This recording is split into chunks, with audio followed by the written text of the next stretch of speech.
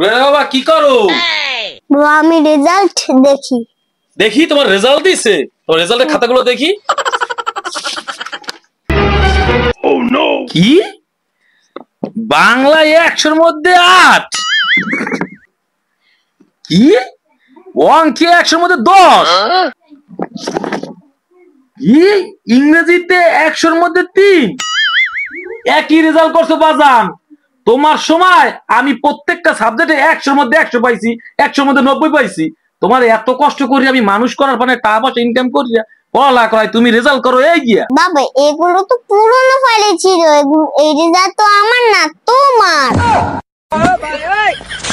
তুমি আমার সাথে মিথ্যে কথা বলতা, তোমার রেজাল্টের এই অবস্থা। তুমি পড়াশোনা করো বাবা, আমি একটু কাজে গেলাম।